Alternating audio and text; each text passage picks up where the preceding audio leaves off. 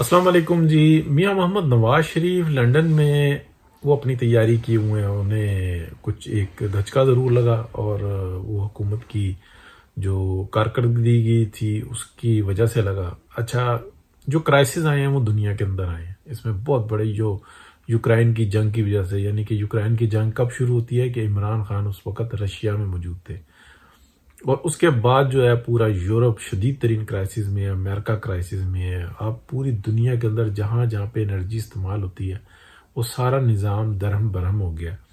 मामूली बात है कि जिसका बिल यहाँ पर 500 यूरो आ रहा था वो इस वक्त में आप सीधा जो 1600-1700 यूरो आ रहा है। 500 यूरो जितने यूनिट इस्तेमाल हो रहे थे पिछले साल सितंबर और अक्टूबर में, वो इस साल सितंबर और अक्टूबर के जो बिल आ रहे हैं, जो सितंबर के बिल आए हैं वो 1700 तकरीबन आए हैं 500 वाले के सेम यूनिट के ऊपर। तो अब आप अंदाजा लगा लें कि किस कदर बड़ा क्राइसिस है। फिर शॉर्टेज है एनर्जी की, वो एक अलहदा इशू बना हुआ है और गैर मामूली सूरत हाल इसी तरह की पाकिस्तान के अंदर भी है। अब हम इसको इस हद तक तो कह सकते हैं कि चलें एनर्जी क्राइसिस है पाकिस्तान के अंदर। तो जो असल मसला बना हुआ है ना इस वक्त के अंदर, यानी कि जो एक अप्रैल से जो एक पॉलिटिकल चेंज हुई उसके बाद से जो कोर्ट्स हैं उनका जो रवैया है वो बिल्कुल जो इंसान पहले वाला ही है। उन्होंने कसम खाई भी है कि हमने यहाँ पे इंसाफ का जनाजा ही निकालना और केस जो उनसे है ना वो ऐसे हैंडल कर रहे हैं कि जैसे कि बस हमें कोई पूछने वाला नहीं है। शायद क़यामत वाले दिन भी हम ही पूछेंगे लोगों से, हमें कोई जवाब नहीं देना होगा। और ये जो उसका सारा इल्जाम है, जो बर्डन है, जो जिस पर मियां मोहम्मद नवाज शरीफ बहुत ज्यादा शदीद गुस्से में है, वो पार्लियामेंट का रोल ही खत्म कर दी। पहले पार्लियामेंट का रोल ये होता था कि 2013 से और 17 तक जब वो बहुत शदीद क्राइसिस आए, पार्लियामेंट तो चलती थी, प्राइम मिनिस्टर की हाजिरी बहुत ही कम होती थी, लेकिन पार्लियामेंट के अंदर वजीर वज़रा जवाब देते थे। वो अपने मुल्क को बचाने के चक्कर में थे। 18-18 घंटे की जो लोड शेडिंग थी उसको ख़त्म करना था और जो उस वक्त में वॉर अगेंस्ट टेररिज्म के अंदर जो जंगें लड़ी गई दो, उसके ऊपर खर्चे अखराजात, तो पार्लियामेंट को टाइम देने का मौका नहीं मिला इसी तरीके से, या वो पार्लियामेंट का जो हक था वो अदा नहीं किया। इस बात पे शर्मिंदगी का इजहार भी किया जाता है और ये बात का यादा भी किया जाता है कि नेक्स्ट जो है ना ऐसी गलती नहीं की जाएगी। अभी जो सूरत हाल है, शहबाज शरीफ साहब भाग दौड़ करना, आगे पीछे जाना, इस चीज़ के शौकीन भी हैं और जो उन्होंने सियासी तौर पे जो मामलात किए हैं वो बहुत कमज़ोर हैं। फिर आगे से ब्यूरोक्रेसी, वो किसके दबाव में हम सबको पता है। फिर कोर्ट्स जो किरदार अदा कर रही हैं वो हम सबको पता है कि कैसे जिरगे करवा के सुप्रीम कोर्ट ऑफ पाकिस्तान के जो चंद एक जज हैं, चीफ जस्टिस साहब और दीगर जो लोग हैं, वो जिरगे करवा रहे हैं कि बस इमरान खान को हर सूरत में हमने जितवाना है।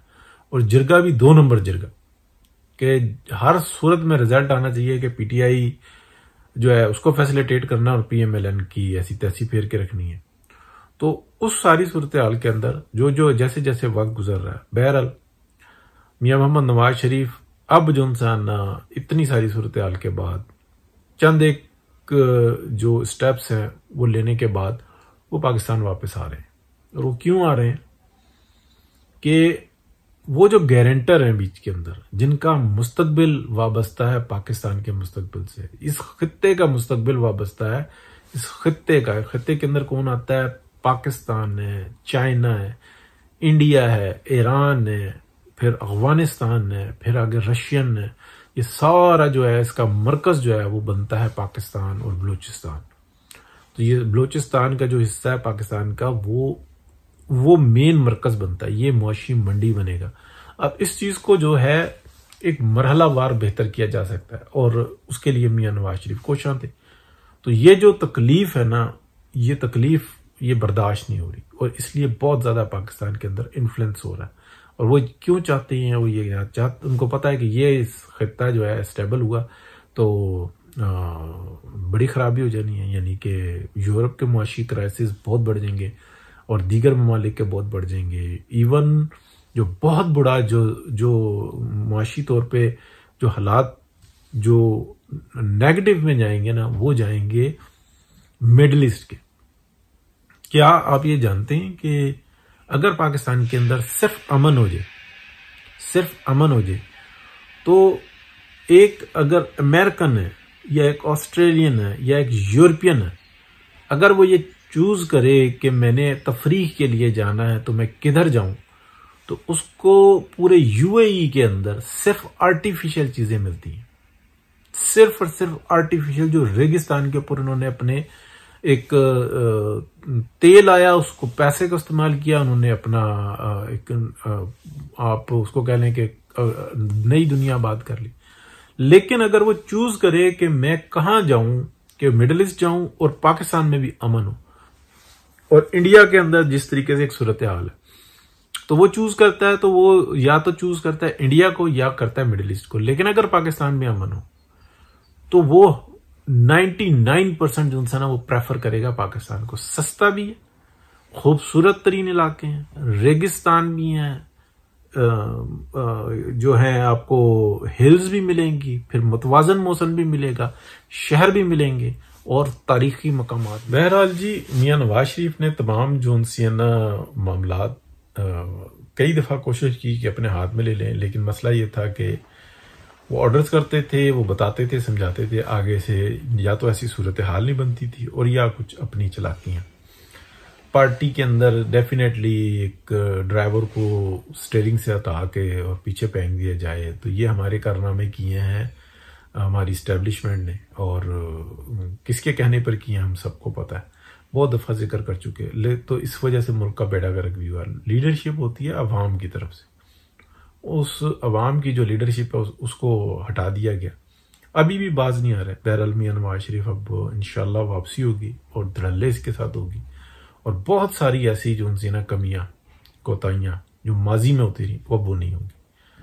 और कुदरती तौर पे एक ऐसी भी सूरत हाल बनी है पाकिस्तान के अंदर जिस पर काफ़ी तवज्जो मतलब नहीं है, समझ आ रही है, लेकिन वो समझ रहे हैं शायद हालात की वजह से। इतना जो सख्त वक्त है ना पाकिस्तान के अवाम पे, उसकी वजह कुछ और है।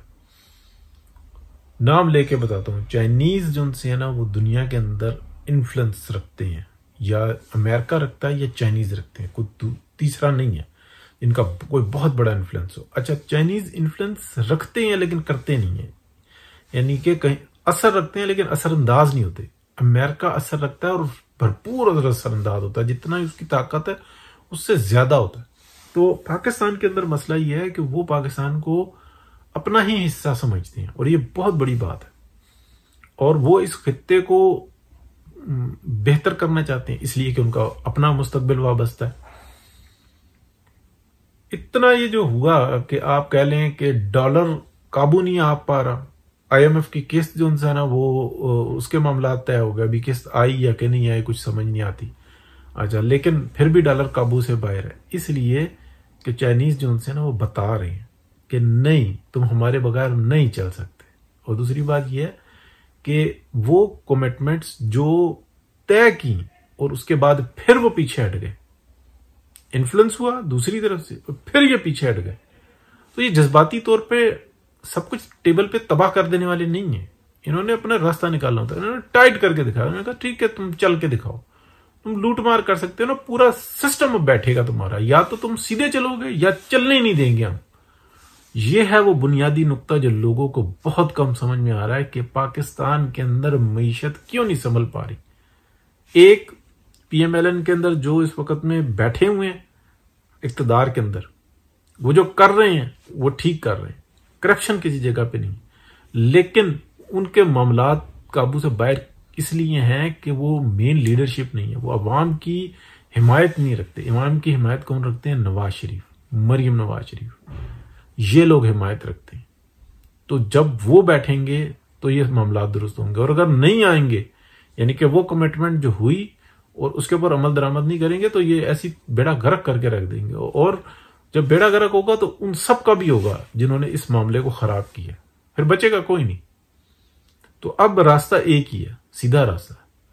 तो इंशाल्लाह मियां मोहम्मद नवाज शरीफ आएंगे और ये मामलात को अच्छे तरीके से संभालेंगे। बहुत शुक्रिया।